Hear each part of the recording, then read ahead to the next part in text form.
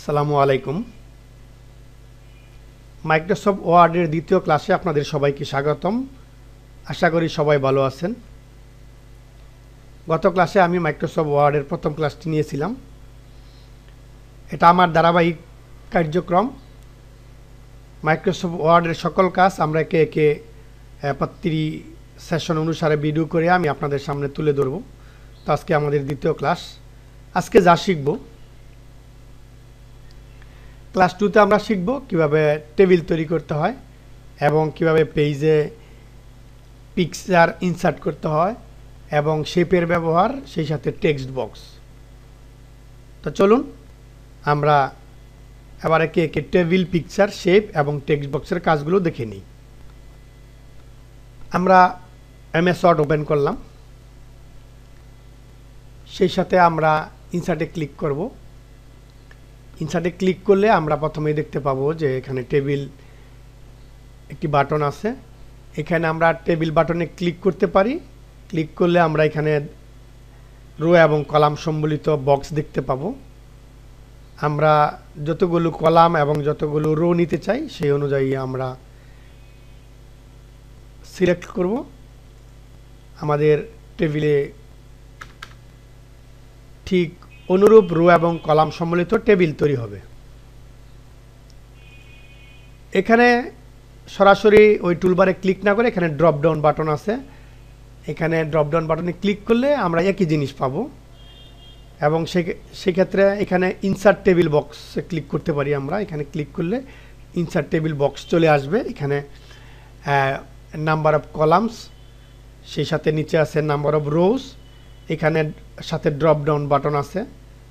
আমরা নিচের drop down বাটনে ক্লিক করলে কমবে এবং উপরের ড্রপ ডাউন বাটনে ক্লিক করলে সংখ্যাটা বাড়বে।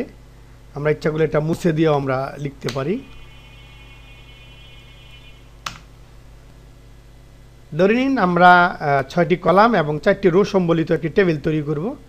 এখানে আপনারা দেখতে পাচ্ছেন নাম্বার অফ কলামসের ঘরে 6 এবং নাম্বার অফ রোজের ঘরে 4 লিখেছি এবং আমি ওকে চাপলে এখানে আমাদের সেই মোতাবেক কলাম এবং রো সম্বলিত টেবিল তৈরি হবে। এবার আসুন, আমরা যখনই আমাদের টেবিলটা তৈরি হয়ে যাবে সেক্ষেত্রে আমরা টেবিলটিকে আমরা বড় ছোট করতে পারি। এই যে আপনারা দেখতে পাচ্ছেন এখানে একটা বাটন শো করতেছে। এখানে নিলে ডাবল তীর চিহ্নের মতো হবে। এখানে আমরা ক্লিক করে মাউস দিয়ে ড্রাগ করে বড় ছোট এপাশ ওপাশ যা খুশি করতে পারি।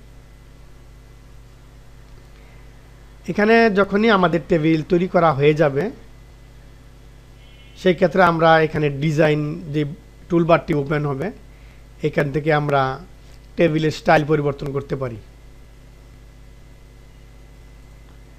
এবং এখানে বর্ডার আছে। আমরা ইচ্ছা করলে টেবিল থেকে কোনো একটি বর্ডার আমরা তুলে দিতে পারি অথবা রাখতেও পারি। যে আপনারা দেখতে পাচ্ছেন আমি যদি নো বর্ডার দিই তাহলে এই পাশ থেকে বর্ডার চলে গেছে। আমি পুরো টেবিলটাকে সিলেক্ট করে নিই, তাহলে আপনাদের বুঝতে সুবিধা হবে।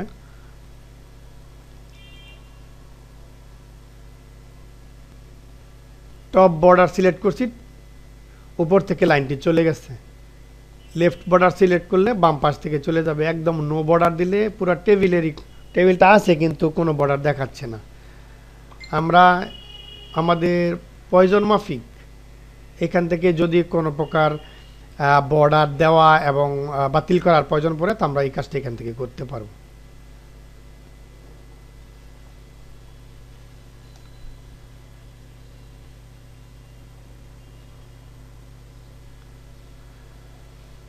এরপরে এখানে আমরা কি দেখতে পাচ্ছি? এখানে দেখতে পাচ্ছি যে বর্ডারের এখানে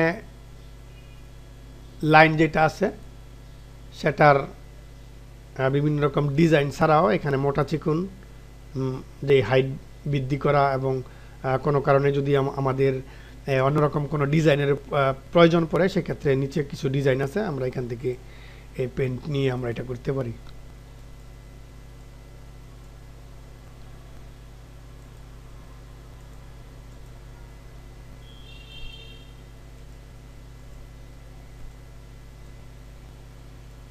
একসাথেও আমরা জাস্ট ক্লিক করে ড্রাগ করে দিতে পারি।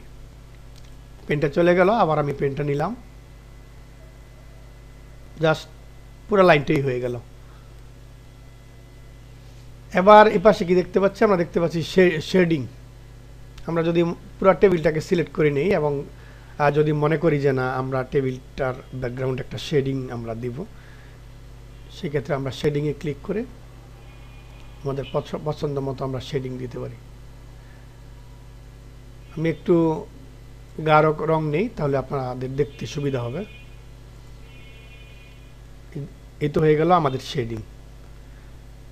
আমরা টেবিল তৈরি করার পরে যেখানে আমরা যখন ডিজাইন টুলবারটি আমাদের সামনে চলে আসবে, সেখানে আমরা বর্ডার রাখতেও পারি এবং বর্ডার পাতও করতে পারি, এবং আমরা যদি মনে করি যে এখান থেকে লাইন বড় ছোট করব অথবা যে কোনো একটা ডিজাইন নিব, সেটা নিতে পারতেছি এবং শেডিং দিতে পারতেছি। এবার আসুন আমরা আমাদের যদি কলাম এবং রো যদি আনতে হয় অথবা বাতিল করতে হয়, ডিলিট করতে হয়, সেক্ষেত্রে আমরা কি করব, আমি একটা নাম্বার দিয়ে নিই, তাহলে বুঝতে সুবিধা হবে আপনাদের।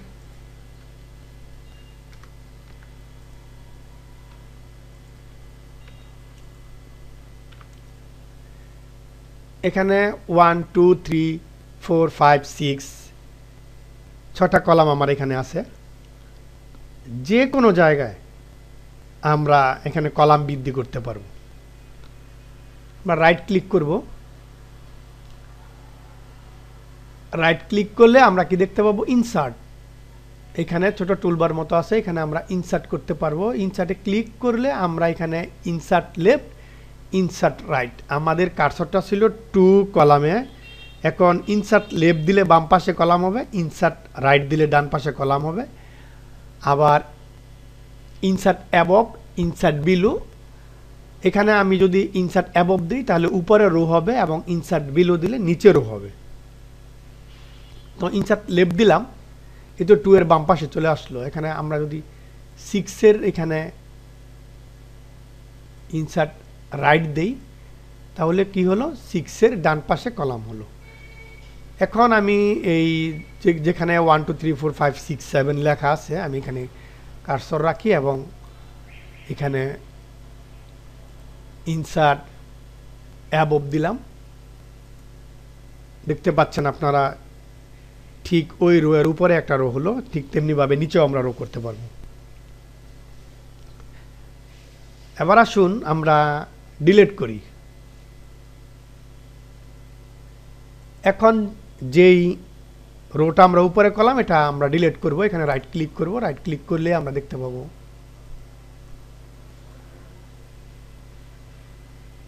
ডিলিট। এখানে ডিলিট, এই ডান পাশে যে ছোট ড্রপ ডাউন বাটন আছে, এখানে ক্লিক করব, ডিলিট রোজ। হ্যাঁ, চলে গেল আমার।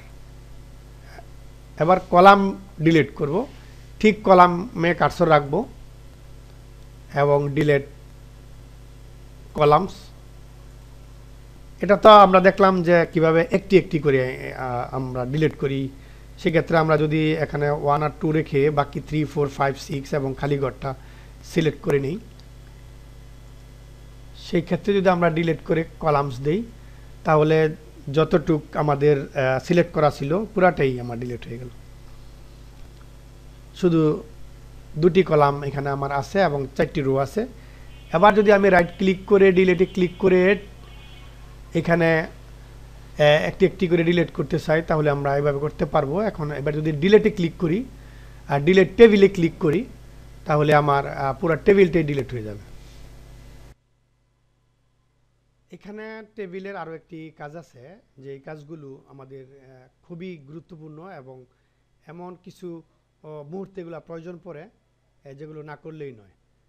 যেমন আমরা যদি কখনো প্রয়োজন পড়ে যে এই দুটা সেল আমরা একত্রিত করব, সেক্ষেত্রে আমাদের মার্জ সেলের প্রয়োজন পড়বে, এবং যদি একটি সেলকে একাধিক সেলে রূপান্তর করার প্রয়োজন পড়ে, তাহলে আমাদের স্পিড সেলের প্রয়োজন পড়বে। তা ধরে নিলাম এই দুটা সেলকে আমরা একত্রিত করব, সেক্ষেত্রে আমরা রাইট ক্লিক করি। রাইট ক্লিক করে আমরা এখানে দেখতে পাবো যে মার্জ সেল আছে। তো মার্জ সেলে ক্লিক করলে এই যে মাঝখান থেকে এই দাড়িটা উঠে গেল এবং দুটা সেল একত্র হয়ে গেল। ঠিক তেমনিভাবে যদি এইখানেও করতে যাই, এইবার আমরা কি 6টা রো আমরা সিলেক্ট করলাম এবং রাইট ক্লিক করে এখানে মার্জ সেল করে দিলাম। তাহলে এখানে কি হলো যে আমার এখানে এইগুলো একত্রিত হলো।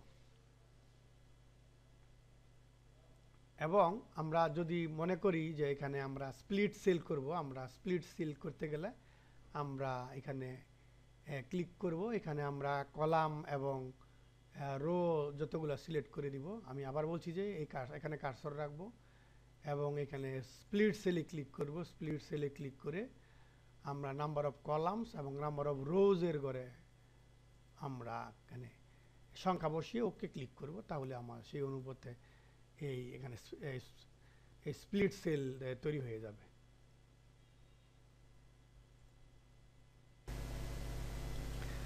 তো প্রিয় ভিউয়ার, আপনারা দেখতে পাচ্ছেন কিভাবে পেজে টেবিল ইনসার্ট করতে হয় এবং টেবিলের কিভাবে ডিজাইন করতে হয়, শেডিং, বর্ডার ইত্যাদি ইত্যাদি, এবং সেই সাথে কিভাবে insert column, insert row, delete column এবং ডিলিট রো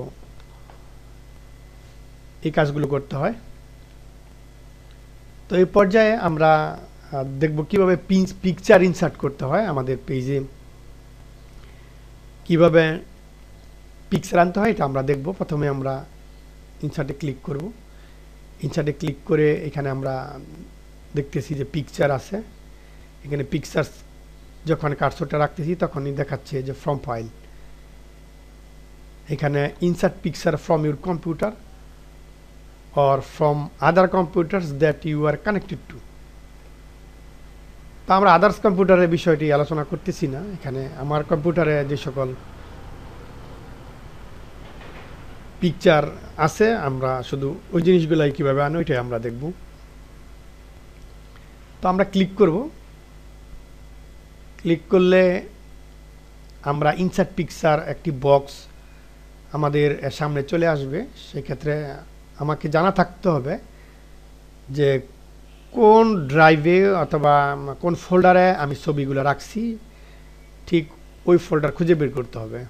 আমরা মোবাইলেও কিন্তু অনেক সময় বিভিন্ন জায়গায় ছবি টবি রাখি, ঠিক কম্পিউটারের বিষয়টাও এরকমই। এখানে কিছু স্যাম্পল পিকচার আমার এখানে আছে। আমি এই ফোল্ডারটি ওপেন করব, ডাবল ক্লিক করলে ওপেন হয়ে যাবে। এবার আমি যেই ছবিটি পেজে নিতে চাই ওই ছবিটি ক্লিক করব, মানে সিলেক্ট করব এবং ইনসার্টে ক্লিক করব। ওয়ার্ড 16 ভার্সনে একটি মজার বিষয় হলো যখনই আমি ছবিটি ইনসার্ট করব এখানে একটা ফরম্যাট টুলবার এখানে স্বয়ংক্রিয়ভাবে আমাদের সামনে চলে আসবে। আমরা ইচ্ছা করলে এখান থেকে পিকচার স্টাইল পরিবর্তন করতে পারবো, যে কোনো ধরনের স্টাইল আমরা দিতে পারবো এখান থেকে। সেই সাথে আরও কিছু কাজ করতে পারবো। এখানে পিকচার বর্ডার যদি দিতে চাই আমরা এখান থেকে কালার নিতে পারবো এবং এখান থেকে হোয়াইট বাড়াতে পারবো। ড্যাশেস আছে, ড্যাশেস এখান থেকে ড্যাশেস নিতে পারবো। আমরা একটা কালার নিই, এখানে কালো কালার নিলাম।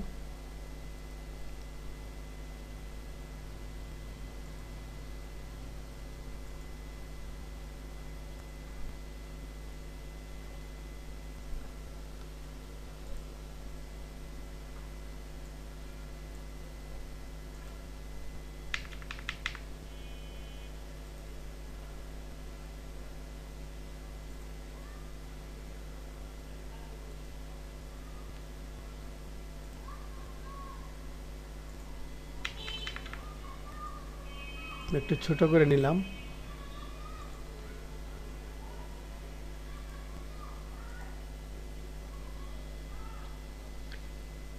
এবার আমরা অন্যরকম একটা কালার নিলাম, যেটার সাহায্যে আমরা পরিষ্কার দেখতে পাচ্ছি যে এখানে আমরা যেই বর্ডারটা দিয়েছিলাম এখন হোয়াইট বৃদ্ধি করেছিলাম। আমরা ইচ্ছা করলে এটা আবার ছোট করতে পারবো, ইচ্ছা করলে ছোট করতে পারবো, এখান থেকে বড় ছোট করতে পারবো। ড্যাশেস নিতে চাইলে ড্যাশেস নিতে পারবো। তারপর নিচে আছে পিকচার এফেক্ট। আমরা এখান থেকে preset, shadow, reflection, glow, soft edge, bevel এবং 3D রোটেশন যে কোনোটি আমরা সিলেক্ট করলে ছবিটি ওইরকম দেখাবে। তারপরে পিকচার লেআউট আছে, আমরা ইচ্ছা করলে এখান থেকে পিকচার লেআউট নিতে পারবো। আমরা যদি মনে করি যে কোনো একটা লেআউটে পিকচারটিকে ওরকমভাবে সাজাবো,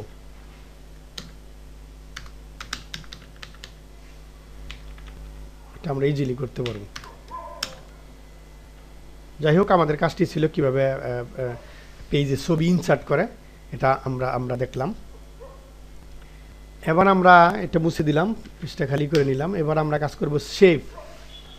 ইনসার্টে আমরা কিভাবে শেপ যুক্ত করতে হয় এটা আমরা দেখব।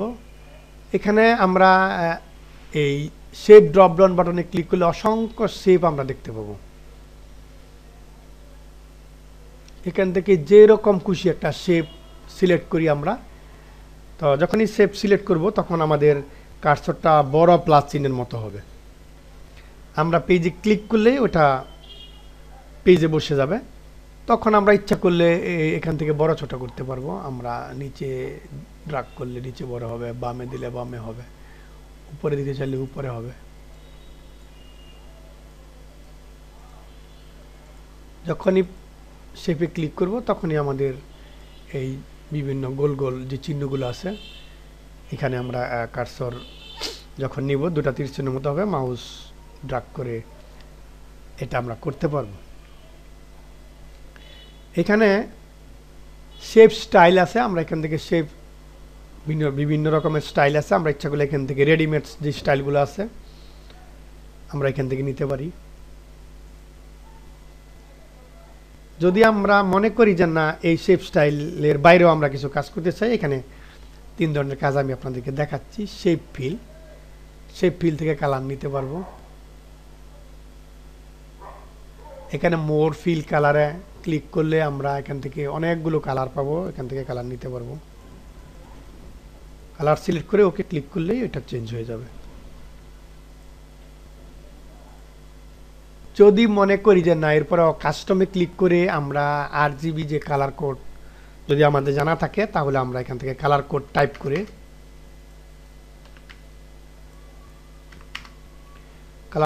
করে ওকে দিলেই ওই কালার এখানে বসে যাবে। অথবা এখান থেকে আমরা মাউস দিয়ে এদিক সেদিক করে উপরে নিচে ডানে বামে এদিক সেদিক নিয়ে আমরা কালার কোড পরিবর্তন করে ওই কালারটি এখানে বসাতে পারি। প্রত্যেকটা শেপ এখানে আউটলাইন থাকে, আমরা ইচ্ছা করলে আউটলাইন রাখতেও পারি, আউটলাইন নাও রাখতে পারি। যদি আমরা মনে করি যে আউটলাইন রাখবো, একটা কালার দিলাম এবং আউটলাইনটা হোয়াইট বড় করে দিলাম, তাহলে বড় করলে আমরা পরিষ্কার দেখতে পাবো। আউটলাইন আমরা রাখতেও পারি, আবার যদি না রাখতে চাই তাহলে এখান থেকে আমরা নো আউটলাইন সিলেক্ট করে দিলে আউটলাইন চলে যাবে। নিচে আছে সেভ ইফেক্ট। ঠিক আমরা পিকচারের ক্ষেত্রে যেরকম দেখছি ঠিক সেম এখানে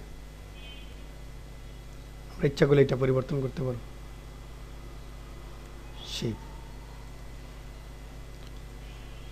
আমার মাইক্রোসফট ওয়ার্ডের যে ক্লাসগুলো আমি নিচ্ছি এটা খুবই একদম যারা একদম নতুন একেবারে হয়তোবা MS ওয়ার্ডের কাজ একেবারেই জানে না, মূলত তাদের জন্য আমি এই জন্যই আরও ডিপলি কিছু কাজ করার হয়তো থাকে অনেক সময়, যে আমি তেমন ডিপলি কোনো কাজ দেখাচ্ছি না।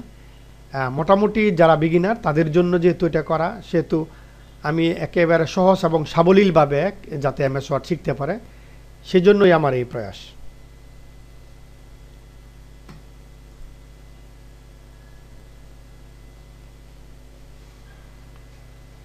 আচ্ছা, এখানে এরপরে আমরা যেটি করব টেক্সট বক্স। আমি বাইরে ক্লিক করি, যখনই আমরা শেপে যাই তখনই কিন্তু একদম শুরুতে প্রথমেই আমরা টেক্সট বক্স আমরা পাই। এখানে অন্যান্য শেপ তো আছেই, এর মধ্যে টেক্সট বক্স একদম প্রথমে। আমরা ইচ্ছা করলে এখান থেকে সিলেক্ট করে আমরা কিছু লিখতে পারি, অথবা আমরা যদি মনে করি যে আলাদাভাবে টেক্সট বক্স নিব সেই ক্ষেত্রে আমরা এই যে এখানে দেখতে পাচ্ছেন টেক্সট বক্স,